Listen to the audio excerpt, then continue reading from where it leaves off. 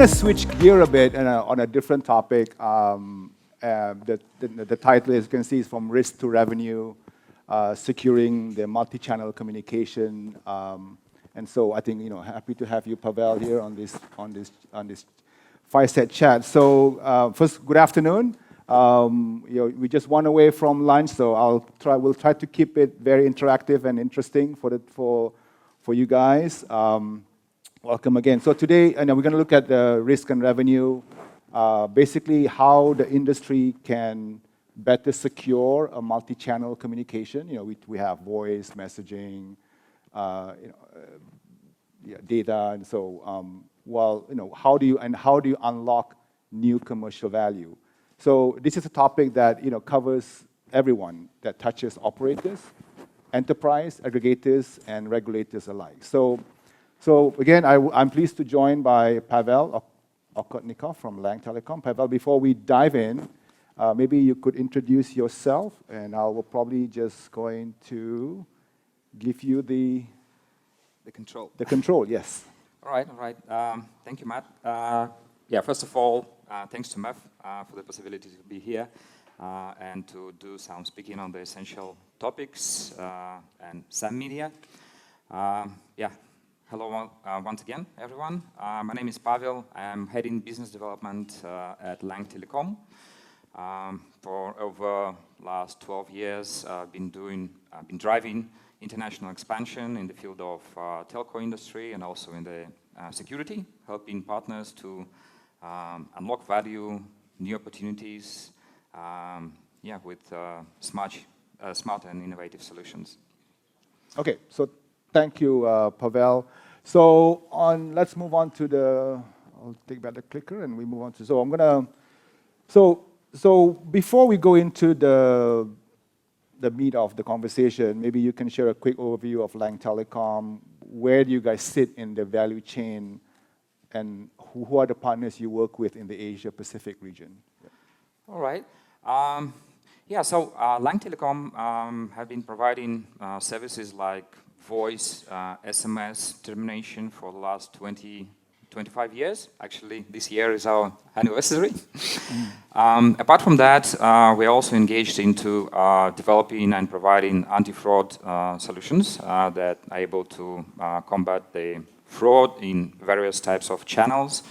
And of course, other vast services like roaming, eSIM, with extensive partner network across the globe, like 1,500 partners worldwide, and we are present over here in APAC as well. And of course, you are actually based in Kuala Lumpur. Yes, I am. So we're happy to have you. So moving on to the topic itself, from your perspective, what are the biggest changes happening in how users and enterprise communicate today, and what do you see the risk of those changes introduced for the telco ecosystem? Well, from what we see, there is a great shift happening, meaning from the major telecommunication channels, from SMS, from voice, towards the OTT messengers and calling apps. And there are several reasons that cause this shift. So constantly rising prices for messaging, also in voice, the fraud that becomes higher and higher from year to year. And of course, on the other hand, is the development itself of these kind of OTT messenger apps. They are convenient, there are plenty of them, easy to use, easy to adopt. And we clearly see these changes are happening, and we can back it up with numbers. We see that, according to market research, there are more than 6 billion active users in calling applications. So basically, the traditional person-to-person conversations, they're already gone into calling apps because those are free of charge. On the other hand, we've got statistics from our peers from Infobip who say that in 2024, if I'm not mistaken, the growth of OTT messaging apps or business messaging apps amounted to 51%. So we clearly see that businesses are shifting their attention towards OTT business messaging. Once again, convenient, lower cost, and they find more advantages in that solutions. And of course, this kind of shift is also backed up by our own data, our own experience. One of our key enterprise customers, a large one, some time back we experienced that he started to shift his traffic from SMS to OTT channels, and we see that it is already more than a third of the total volume of traffic that's been shifted. And on another hand, we see that the volumes of voice authentication is growing quarter by quarter. Yeah, and that is also aligned with the statistics of Juniper Research, who say that the revenues for SMS would go down, would shrinken by almost 30% by 2029. Yeah.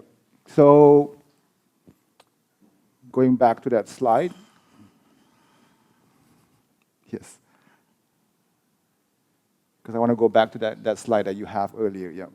There you go. So the data that you show, there is a clear migration away from traditional voice and SMS towards OTT, WhatsApp, messaging, Viber, Telegram, and calling. From what you are seeing in APAC, where are the operators most underestimating the speed of impact of this shift? Yeah. So why is that? Yeah. Well, the thing is that the tools are already there for operators to be able to bring back the revenue, the volumes, or at least to take back certain part of it. I think there should be more proactivity in terms of developing existing channels, improving them, and adding new channels. And this is the place where alternatives come into a play, like voice authorization, like RCS, Rich Business Messaging, which is a competition against OTT apps, and it is still controlled, it is still secure. Operator can use it, monetize it, and gain from it, and compete in the OTT world with its help. Yep. And I think you're going to continue with the AIT. Yep. Yeah, and so while we see that the shift is happening, the volumes of traditional SMS and voice are shrinking. At the same time, we see that AIT is growing, or generated traffic, the volumes of this issue. Maybe for those who don't know, AIT stands for the artificial inflated traffic, which is like a fake traffic that somehow been produced and causing revenue issues. Yep. Yeah, correct. So yeah, there could be not that honest market players staying in a gray zone, pushing up the volumes with its help, but yeah. Overall, it impacts, it gives a very bad effect on all the market players, operators, aggregators, enterprises, all suffer from it. And the issue is huge. According to statistics, the current figure is around 5% of total international traffic is AIT. 5% of total traffic is generated traffic. And with losses caused to enterprises with more than 1.5 billion annually, and actually 1/3 of it is distributed within APAC region, within Asia. Yep, and to your point, you highlighted the artificially inflated traffic is a hidden but systematic risk for the operators. But at what point does AIT will be a commercial trust issue for the enterprise?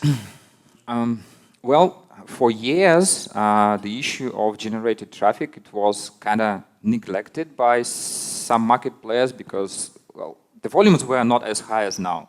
but every year it is growing and it is on a huge scale right now. So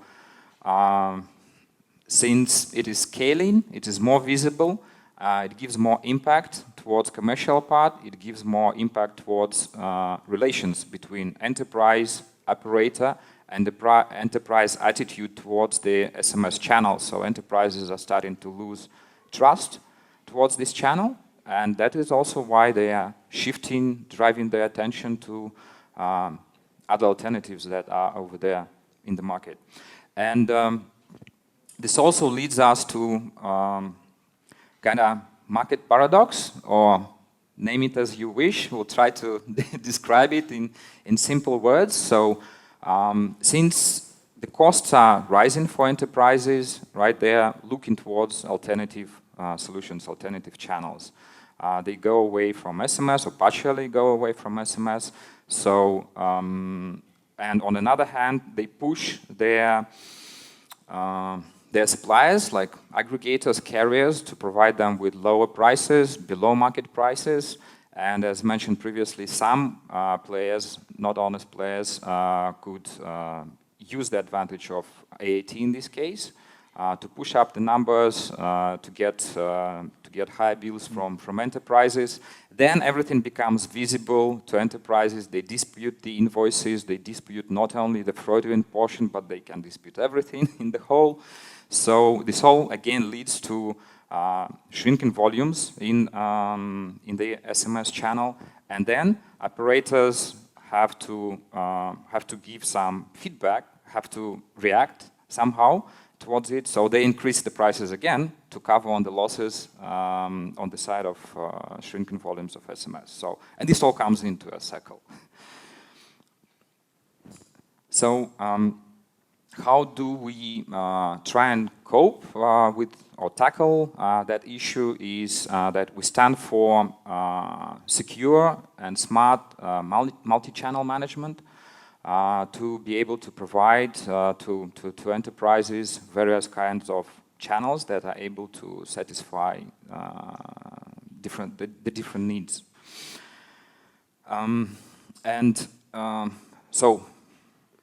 Today, enterprises request not only for a single channel for their demands, but they search for more appropriate delivery channels for specific use cases. And use cases that we experience or define, just roughly, we break it down to, in general, 4 types. So that is authentication. The channel for this use case should be secure, with high delivery rate, of course, with decent price. The second one is notifications, the one that is used by enterprises for transactional messages, some information that they would like to deliver to their consumers. Usually those are critical messages, because like you can see information about your transaction, banking, and etc. So this channel also must offer high rate of stability and security, that no one would be able to interfere and get your information. Right, the next one is marketing, and the demands towards marketing channel is the possibility to interact with customer, ideally two-way, yes, so interaction, so they're supposed to receive some feedback from the customer as well. Make it more rich in media, so that customer can get more informative, more colorful, more attractive messages to drive their attention. Yeah, and the fourth one is kind of customer care, customer support, which would usually include both voice and SMS connectivity in order to be able to communicate and sustain ongoing communication with the customers, to be able to resolve certain issues and etc.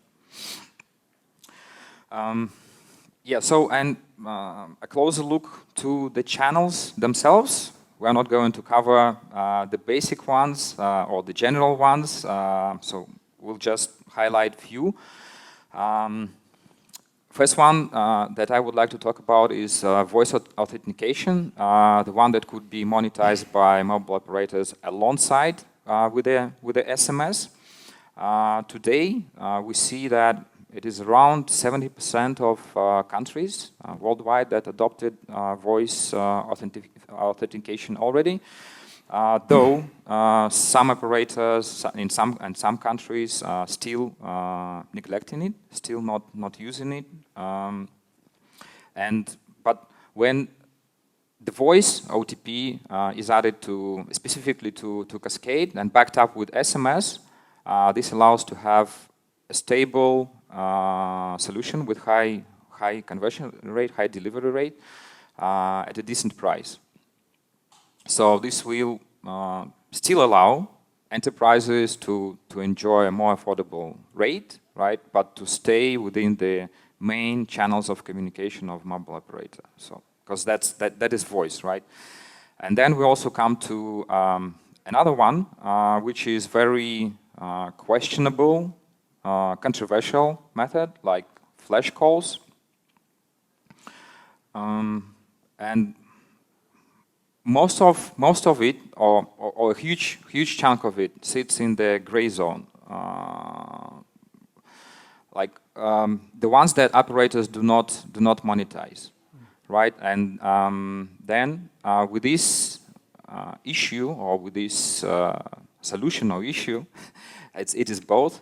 Flash calls, operators would come up with a choice whether to block it or not to block it.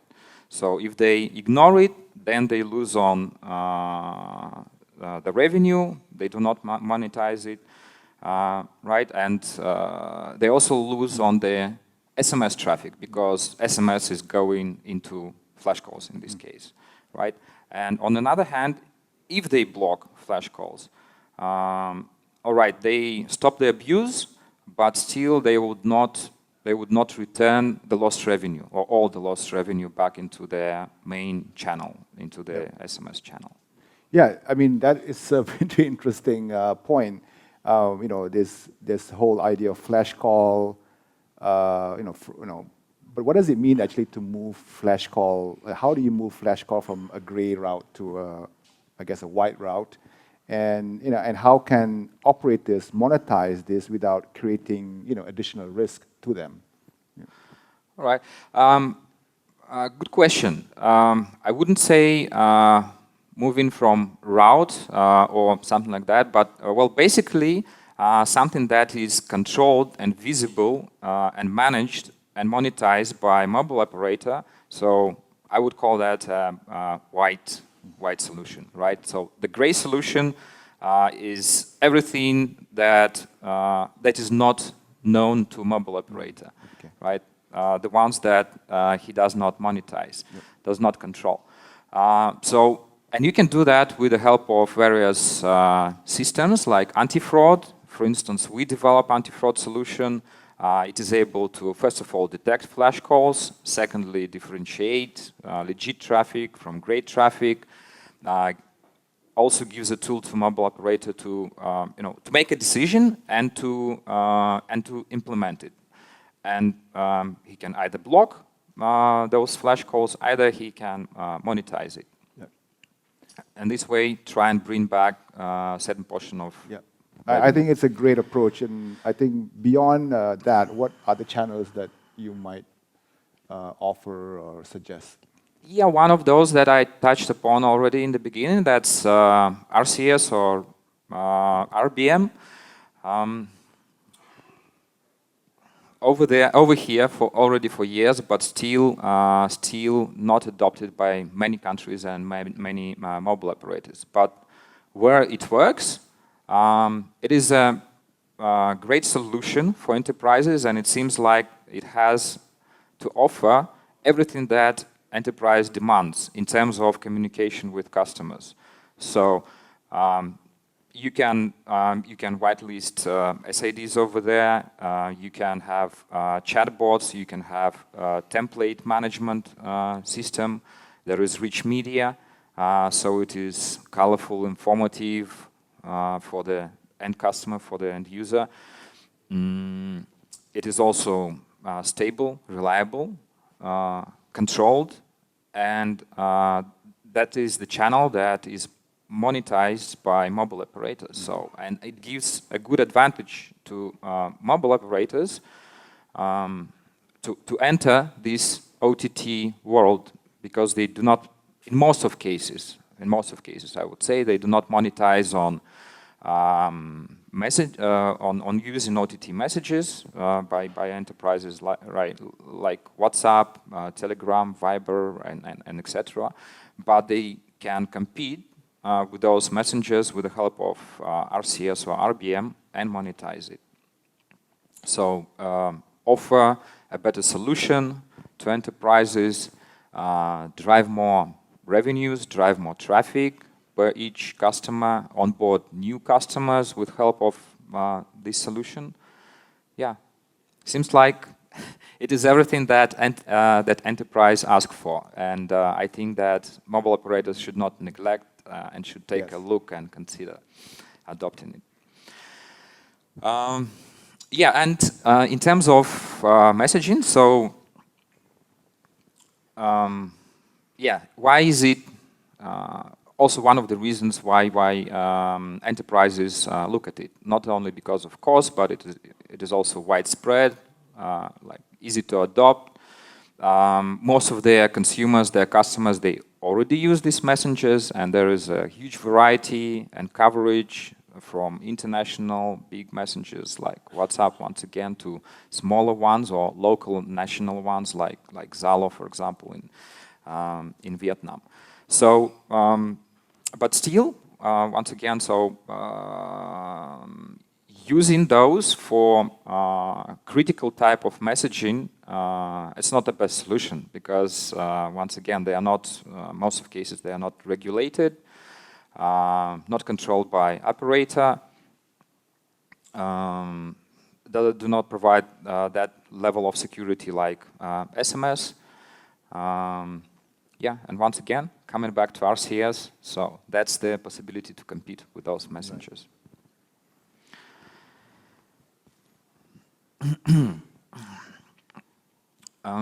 And once again, so we come to a multi-channel solution, when you can combine solutions that we discussed previously together. Like not just looking at replacing one to another, but use it in combination, use it in smart combination, especially like Cascade. For example, OTPs could go with voice OTP backed up with the SMS channel. This way maintain high level of delivery and maintain a decent rate. Yep.